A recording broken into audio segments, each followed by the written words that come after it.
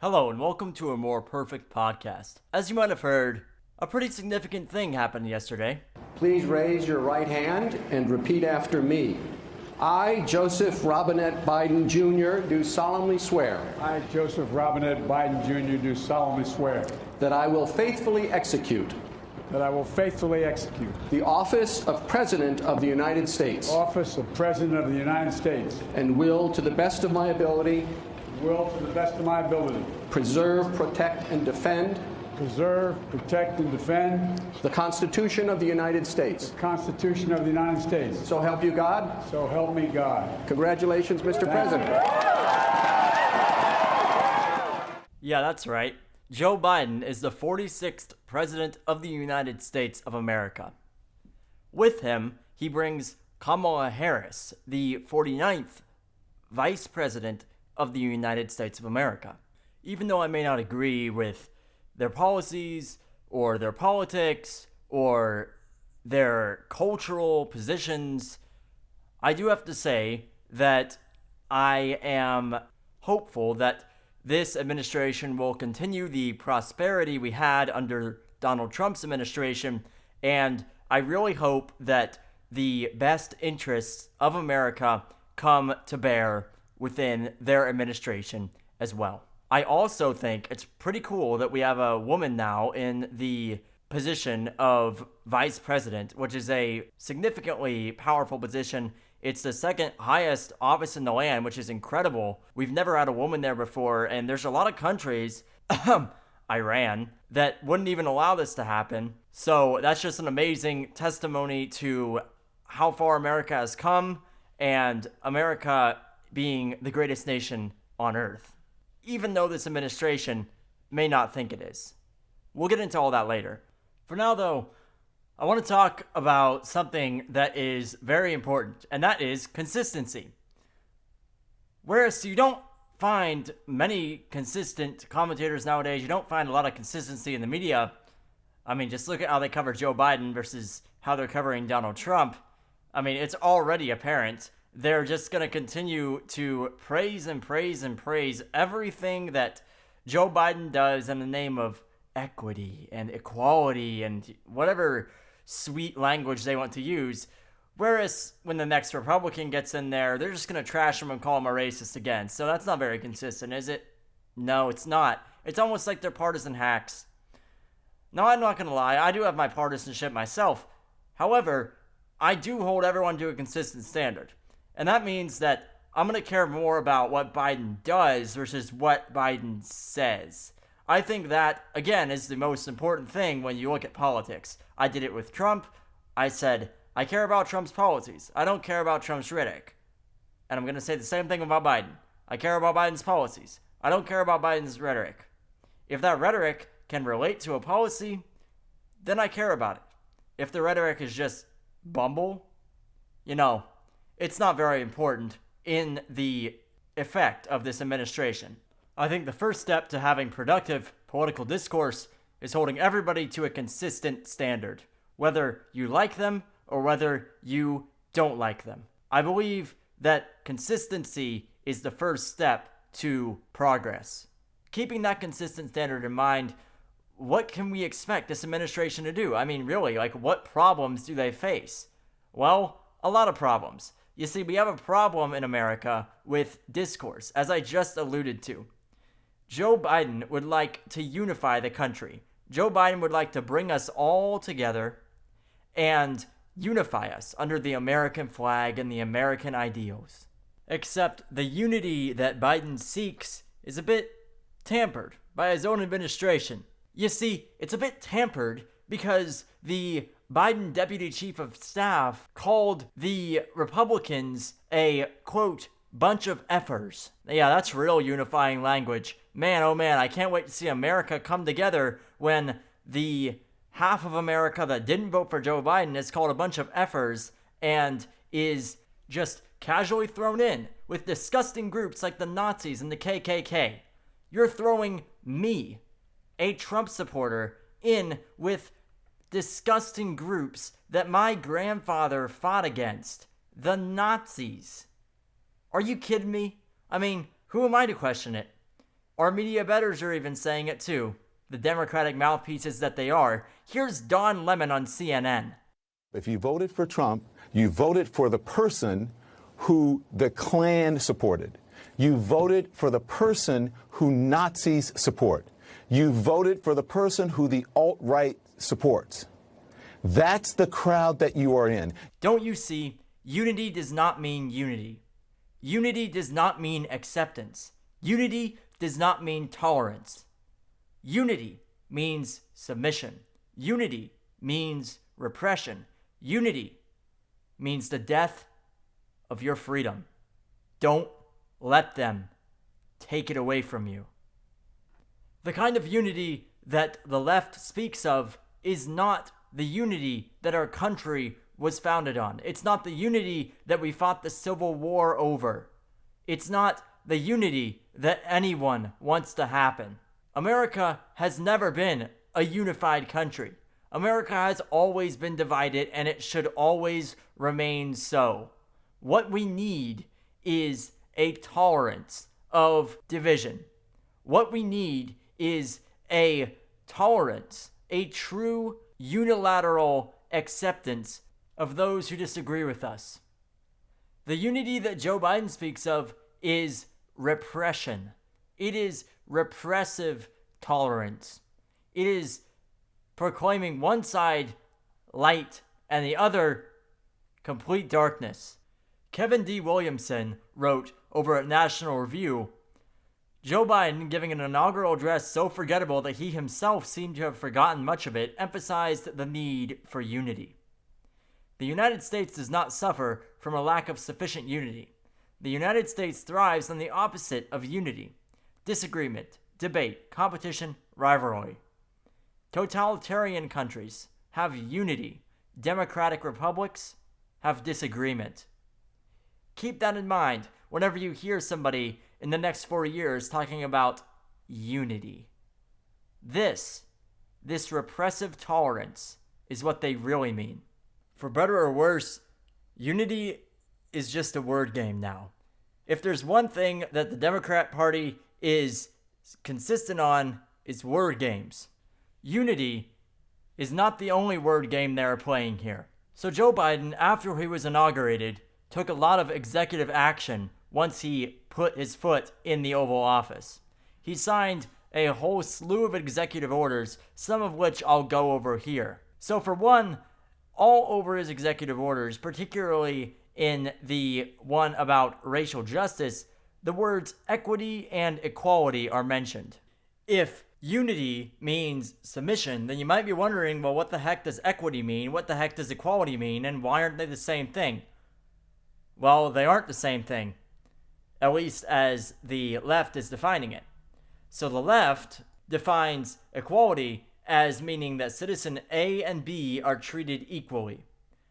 They define equity as adjusting shares in order to make citizens A and B equal. According to New Discourses, in that sense, equity is something like a kind of social communism, if we will, the intentional redistribution of shares, but not necessarily along lines of existing economic disparity, but in order to adjust for and correct current and historical injustices, both as exist in reality and have been drawn out by their various theories of grievance studies. This is something I'll get into later, but I just want you guys to understand that equity means the redistribution of shares and the redistribution of resources in order to make equality of outcome. Equality means the equality of treatment. Make no mistake, equality and equity are not the same thing. Do not be fooled. Equity is evil. I can't stress this enough. Equity is more important than Joe Biden. Understanding equity, understanding equality is more important than Kamala Harris. Equity is more important than anything you could possibly understand in politics. Equity is the most important thing I'm saying on this podcast. I am not kidding here. Please listen. Equity is evil. Equality is the goal. Equality is what America was founded on. And equity? Equity is what disasters are born from. You know, I often wonder where these word games are going. I often wonder where our country's going with its deception of language and this twisting of words. You may be like, oh, well, Trump twisted words too when he gaslit his supporters and he dog whistled to the racists. I get that. I need you to hear me out here. Something is happening. Something very, very evil and something very, very alluring. It is against everything our country was founded on. When you hear equity, it doesn't mean you're going to be treated equally. It means somebody's going to be cut down to make everyone the same height. It means somebody is going to be kicked off of the island to make the populations equal. It means equality of outcome. And equality of outcome can only be achieved with the ending of opportunity and the birth of discrimination for all. Keeping in mind what I just told you, let me read you an excerpt from the executive order that Joe Biden signed on advancing racial equity and support for underserved communities through the federal government. Again, at face value, it does sound pretty appealing. I mean, who doesn't want equality of racial groups? You know, if there is a disparity in treatment, then we should want to correct it. But it's deceptive. Remember what I just told you about equity when I read you this. Equity is discrimination in the pursuit of equality of outcome. Cutting some people down so everybody is the same height. The executive order goes as follows. I quote, "It is therefore the policy of my administration that the federal government should pursue a comprehensive approach to advancing equity for all, including people of color and others who have been historically underserved, marginalized, and adversely affected by persistent poverty and inequality." All right, let's stop there. So remember how I said from New Discourses that the left defines equity as resolving the disparities created by historical injustices, quote unquote injustices? Well, this is that. So you can see here that the executive order says historically underserved, marginalized, and adversely affected by persistent poverty and inequality. Everybody wants to fix inequality. Everybody wants to fix poverty. That's not what I'm saying here. It's that equity is discrimination. Let's continue. Affirmatively advancing equity, civil rights, racial justice, that's another tricky term, and equal opportunity is the responsibility of the whole of our government. Because advancing equity requires a systematic approach to embedding fairness in decision-making processes, executive departments and agencies must recognize and work to redress inequities in their policies and programs that serve as barriers to equal opportunity. By advancing equity across the federal government, we can create opportunities for the improvement of communities that have been historically underserved, which benefits everyone. That's another example of what I was talking about earlier, this equity to fix historical disparities. Okay, it continues. For example, an analysis shows that closing racial gaps in wages, housing credit, and lending opportunities and access to higher education would amount to an additional $5 trillion in gross domestic product in the American economy over the next 5 years. The federal government's goal in advancing equity is to provide everyone with the opportunity to reach their full potential. Consistent with these aims, each agency must assess whether and to what extent its programs and policies perpetuate systemic barriers to opportunities and benefits for people of color and other underserved groups. Such assessments will better equip agencies to develop policies and programs that deliver resources and benefits equitably to all. Trust me, heaven will not be on earth at the end of this hell. In addition to all that, there's a few other things that I'd like to hit with this executive order. Number one is that it's really, really deceptive with its definition of equity. It sounds a lot like equality, but it's actually what I just said, which is discrimination. It's just written out like equality, but it's not. And in effect, it's going to tear us apart more than anything ever could. I mean, this is more important than Biden understanding equity and its difference versus equality in the minds of these people is the most important thing in America right now. It's more important than politics because this is, in my mind at least, it's primarily a cultural issue. Please just remember, equity is discrimination in pursuit of the equality of outcome. The next thing is that this equity concept is going to be pushed upon the president's proposals to Congress when they make a budget, which is every single fiscal year, and he's going to find opportunities to advance equity to quote-unquote support marginalized communities in the federal budget. So understanding what equity is going to be really, really important going forward. But you may be wondering, okay, so you're saying equity is discrimination. Well, what are some examples of it being discrimination? Well, I can give you one, and it actually comes from another executive order. The next executive order that I'm about to talk about will make it clear this discrimination, basically in very, very simple terms. So, the executive order on preventing and combating discrimination on the basis of gender identity or sexual orientation. This is literally a language game. You will have noticed immediately that I said this will make the discrimination clear, and then the executive order is called Preventing and Combating Discrimination. It's not. Let's read, shall we? Section 1, Policy. Every person should be treated with respect and dignity, and should be able to live without fear, no matter who they are or whom they love. That's all right. Children should be able to learn without worrying about whether they will be denied access to the restroom, the locker room, or school sports. What does this mean? Women's sports were just destroyed. Men's sports were just destroyed. You know why? Because you can't discriminate now on the basis of gender, on the basis of this thing they call gender identity or sexual orientation, however you want to say it. This means that if a man wants to join a woman's sport, he can, because you can't discriminate. You can't discriminate.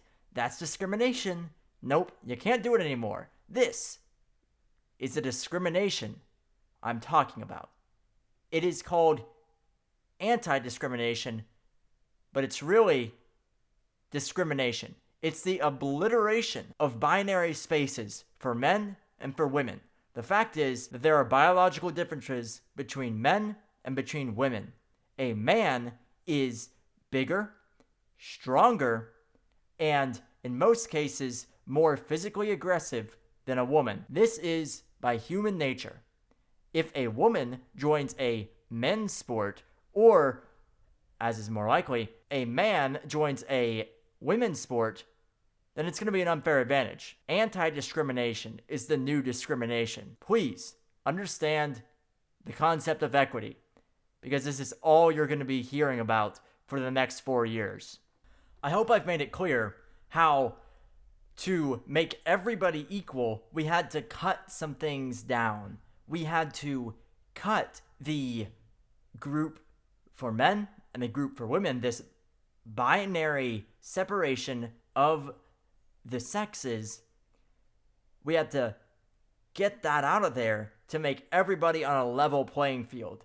Equality of outcome means discrimination today. Discrimination means basically chopping it up. They carved out the part that said men and women are created differently. No. They call that evil, and they call it sexist, and they call it, I don't know, whatever they want to call it. The point is that they had to destroy that innate quality in order to achieve equity. I hope this makes it clear what equity is. It is not equality. It is evil. In addition to all this, Biden did a few other things that I think I should talk about. So, for one, Biden ended the border wall construction on the southern border. This is pretty sad.